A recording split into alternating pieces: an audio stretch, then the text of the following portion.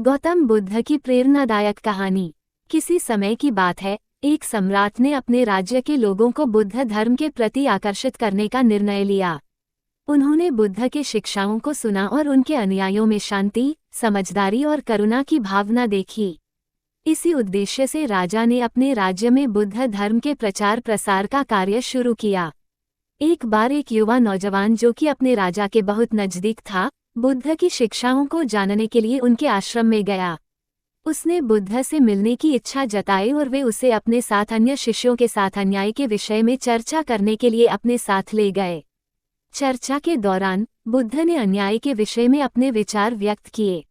उन्होंने कहा, अन्याय के खिलाफ लड़ना सबसे आसान होता है, लेकिन अन्याय के खिलाफ सहनशीलता से लड़ना सबसे मुश्किल होता है। ये सुनकर युवक ने पूछा, परंतु आपने कैसे सहनशीलता की प्रेरणा दी? बुद्ध ने उत्तर दिया, सहनशीलता वह गुण है जो हर व्यक्ति में मौजूद होता है, बस उसे जागृत करने की जरूरत होती है। जब तुम अपने दुखों और कठिनाइयों का सामना करोगे, तब तुम्हें सहनशीलता का महत्व समझ में आएगा।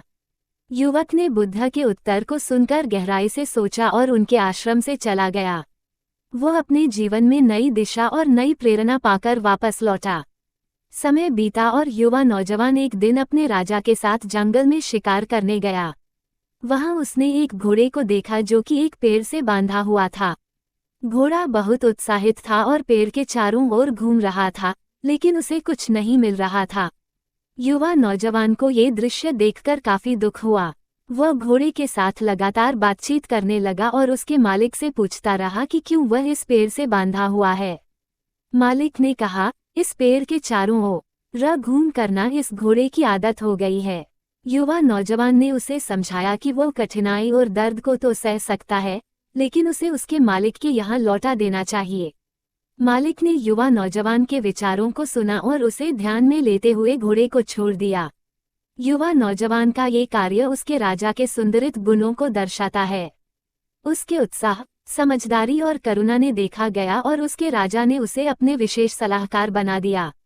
युवा नौजवान ने अपने जीवन में बुद्ध की सीख पर चलकर अपने राजा और अपने लोगों को नेतृत्व किया।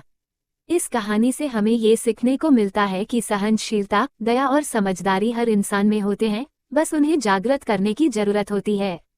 यदि हम दूसरों के दर्द और कठिनाइयों को समझते हैं और उन्हें सहानुभूति और सहयोग प्रदान करते हैं, तो हम सच्चे नेता और मानवता के सेवक बन सकते हैं। गौतम बुद्ध की इस प्रेरणादायक कहानी से हमें ये सीखने को मिलता है कि अन्याय के खिलाफ लड़ना हमारी जिम्मेदारी है और हमें सहनशीलता और न्याय के प्रति अपना सामर्थ्य दिखाना चाहिए।